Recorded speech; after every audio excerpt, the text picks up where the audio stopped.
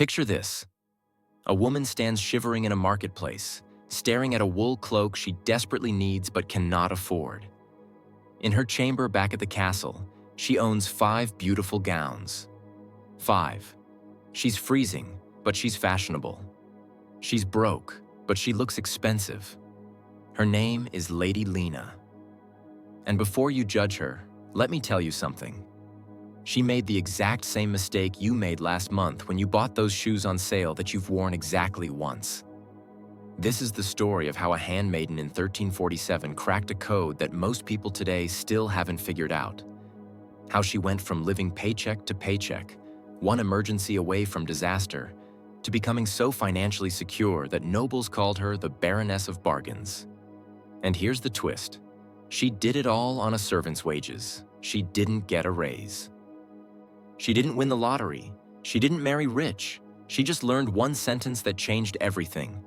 By the end of this story, you'll know that sentence too. And if you actually apply it, your life will never be the same. Let's begin.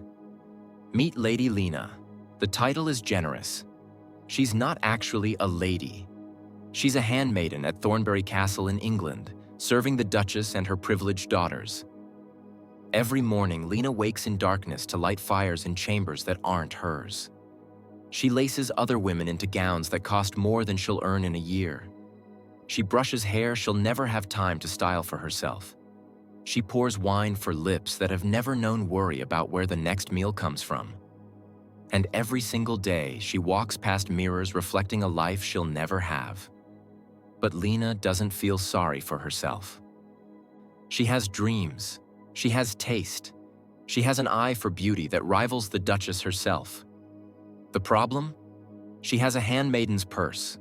4 times a year, on quarter days, Lena receives her wages, 12 silver pennies. Let me put that in perspective. A loaf of bread costs a quarter penny. A year's rent on a cottage costs 48 pennies. A quality wool dress costs 10 pennies. 12 pennies need to cover 3 months of her life. Now, if you're doing the math, you're realizing that Lena should be fine. Frugal, yes, but fine. She earns enough to survive, with a little left over for small pleasures. Except Lena has a problem. The same problem that keeps millions of people broke today, even people making 6 figures. She doesn't have a spending problem. She has a priority problem. Let me show you what I mean. It's Michaelmas, September 29th, 1347. Quarter day. Lena stands in line with the other servants as the castle steward calls names and hands out wages. When her name is called, she steps forward and receives her small leather pouch. 12 silver pennies. 3 months of labor, paid in full.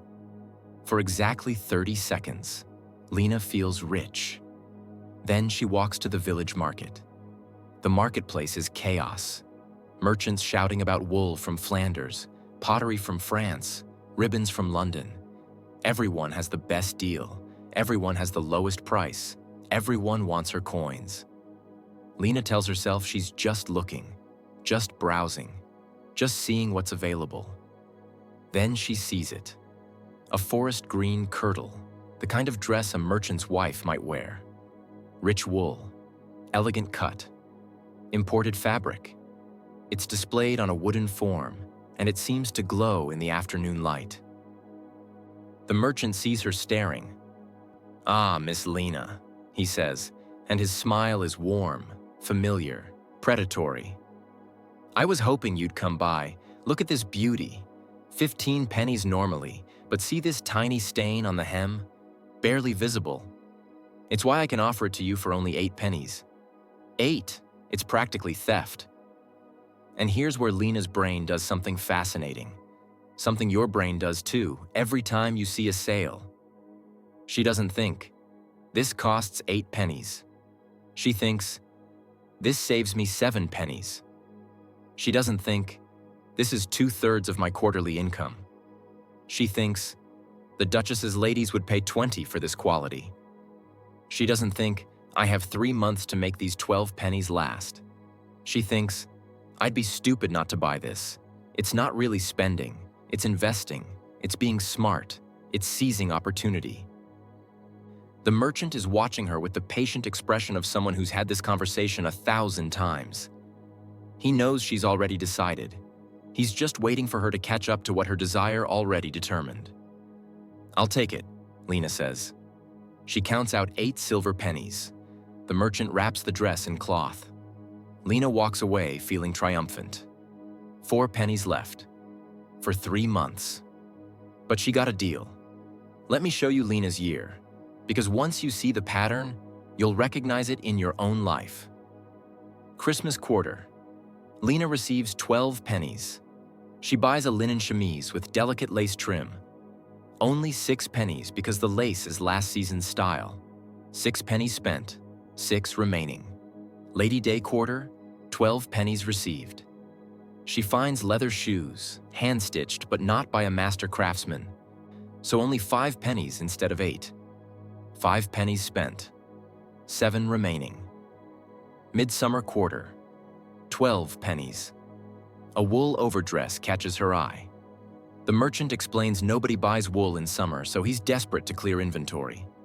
Only 7 pennies, 7 spent, 5 remaining. Michaelmas quarter, 12 pennies. A silver hairpin, slightly bent, reduced to 3 pennies. 3 spent, 9 remaining. Let's do the math. 48 pennies earned in a year. 31 pennies spent on looking beautiful. 17 pennies for everything else.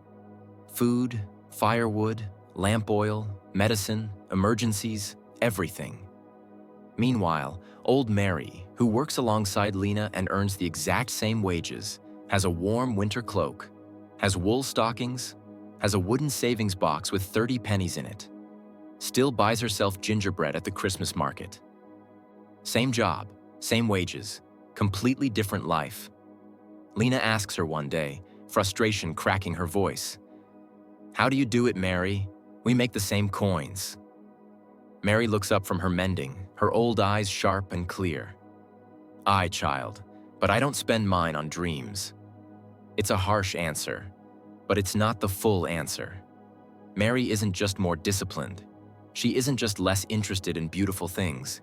She has a system, and Lena doesn't. Not yet. The turning point comes in October 1347. Autumn arrives early and cold. By the 1st of October, frost covers the castle courtyard each morning. By mid-October, the stone walls seem to breathe ice into every room. By November, winter has arrived in full force. Lena owns 5 beautiful dresses. She has fashionable shoes. She has accessories the Duchess has complimented. What she doesn't own is a warm cloak. Every morning, she wraps herself in a thin summer shawl and hurries through the freezing corridors. Every morning, she watches noblewomen glide past in thick wool cloaks lined with fur, and she thinks, next market day, I'll buy one. She checks her purse. 2 pennies. Christmas quarter wages are 3 weeks away. At the market, she finds a merchant selling cloaks. A beautiful heavy wool cloak, lined with rabbit fur, built to last 20 winters, costs 12 pennies. 12. Her entire quarterly wages. "Do you have anything less expensive?" she asks quietly. The merchant looks at her thin shawl, at her shivering frame, and his face fills with genuine concern. "I have a summer weight cloak, 4 pennies. But miss, it's nearly December." "That won't protect you." "I'll come back at Christmas," she lies. She walks back to the castle. The wind cuts through her clothes like knives. She can feel the cold in her bones, in her teeth, in her lungs. That night, in her tiny servant's chamber, Lena sits on her straw mattress wrapped in every piece of clothing she owns, and she finally breaks. She looks around her room. 5 beautiful dresses hanging on pegs, 3 delicate chemises, 2 pairs of fashionable shoes, a silver hairpin, a velvet ribbon, and she's freezing. She starts to cry, then the crying turns to anger at herself. "What is wrong with me?" she says out loud to the empty room. "Mary has a cloak, Thomas has savings, Even stupid William managed to buy winter boots. I'm not dumber than them. So why? Why am I always broke? Why am I always cold? Why am I always one emergency away from begging? 5 beautiful dresses, and she can't afford to be warm. Something breaks in Lena that night. Not her spirit, her delusion. For the first time, she sees her choices clearly, and she hates what she sees. She pulls out parchment and quill, and she does something most people never do, even when they hit bottom. She writes down the truth. The next morning, Lena goes to find old Mary. She finds her in the servants' hall mending linens by the fire. "Lena," she says, and her voice is small. "I need help, real help." Mary looks up, sees something different in Lena's face, and nods. "Sit, child. Show me your accounting." Lena spreads the parchment on the table. Her year of wages and spending, written in careful script. 48 pennies earned, she reads, her voice steady but quiet. 8 pennies on the green kirtle, 6 on the chemise, 7 on the overdress, 5 on shoes, 3 on the hairpin, 2 on ribbons, 4 on honey cakes and market treats. That's 35 pennies. "What about lamp oil?" Mary asks. "Mending thread? The physic when you had fever?" "Maybe 10 pennies total, and 3 to the church. So 48 pennies in, 48 pennies out. Nothing saved, nothing built, just pretty things and empty pockets." Lena nods, unable to speak. Mary is quiet for a long moment. Then she says something that will change Lena's life. "Child, you're not foolish. You're not weak. You're not bad with money. You're just doing what everyone does. You're paying everyone else first." "But I bought things for myself," Lena protests. "No, you bought things for today, Lena. What about winter, Lena? What about sick Lena? What about old Lena who can't work anymore? When do they get paid?" The question hangs in the air. Mary reaches under her bench and pulls out a wooden box. She sets it on the table and opens it. Inside are 3 compartments, each labeled in careful script, and each compartment contains coins. "This," Mary says, pointing to the first and largest section, "is future Mary. Every quarter, the moment I receive my wages, 3 pennies go here first. Before food, before fun, before anything, future Mary gets paid first." The future Mary section contains 30 silver pennies, 2.5 years of wages, sitting safe and untouched. "This section," Mary continues, pointing to the second compartment, "is essential Mary. 4 pennies every quarter. Rent, food staples, firewood, medicine. The boring things that keep me alive and housed. And this," she says, tapping the smallest section, "is today Mary. 5 pennies per quarter. This is mine to spend on whatever brings me joy. A sweet roll, a new coif, a gift for my sister. Whatever I want with 0 guilt." Lena stares at the box. "But that's only 12 pennies total. Where did the other 30 coins in savings come from?" Mary smiles. "Smart question. That's 10 quarters of savings, child. 2.5 years of paying future Mary first. Those 30 pennies are my freedom. That's the money that means I never have to beg, never have to borrow, never have to choose between warm and fed." Lena does the math in her head. "So you live on 9 pennies per quarter? That seems impossible." "No," Mary corrects gently. "I live on all 12 pennies. But I only spend 9 on right now. The other 3 I'm spending on tomorrow. See the difference?" And suddenly, Lena does see. She's been living like her 12 pennies exist in one single moment. Mary has been living like her 12 pennies exist across time. "But what if I started now?" Lena asks. "I have nothing saved. I'm starting from 0. "Then you start from 0, Mary says simply. Future Lena doesn't care that you ignored her for years. She only cares that you start paying her today.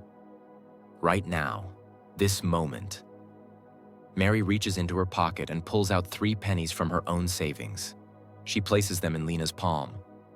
This is your first payment to future Lena, a gift from future Mary. Now go buy yourself a small wooden box with compartments. And when Christmas wages come, you know what to do. Lena closes her hand around the coins. They're warm from Mary's pocket. They feel like hope. Pay yourself first, Mary says. Everything else follows. 3 words. Pay yourself first. Everything changes. Christmas quarter arrives. December 25th, 1347. Lena stands in the wages line with her new wooden box tucked under her arm. The steward calls her name. She steps forward, receives her 12 pennies. And this time, she doesn't feel rich for 30 seconds. She feels purposeful. She walks directly back to her chamber. No stop at the market, no browsing, no looking. She sits on her bed, opens her box, and sorts her coins. 3 pennies. Future Lena. Into the first compartment. She locks it with a small wooden peg Mary helped her install. 4 pennies. Essential Lena. Rent share. Food basics. Lamp oil. Medicine fund. 5 pennies. Today, Lena. Market money, joy money, freedom money. She stares at the 5 pennies in the Today Lena compartment. 5 pennies looks like so much less than 12. It feels restrictive, limiting, unfair. But then she remembers the cold, the shame, the 5 beautiful dresses that couldn't keep her warm. 5 pennies, spent well, is more than 12 pennies spent stupidly. The next market day, Lena walks through the stalls with her 5-penny budget, and everything looks different. A merchant shows her a dress. Only 6 pennies, miss. A bargain. Old Lena would have panicked, would have convinced herself to dip into her savings, would have rationalized, would have bought it. New Lena says, "That's more than my entire quarterly budget. Do you have anything for 3 pennies or less?" The merchant blinks, surprised. Then respect crosses his face. "Let me see what I have in the back." Another stall, a ribbon seller.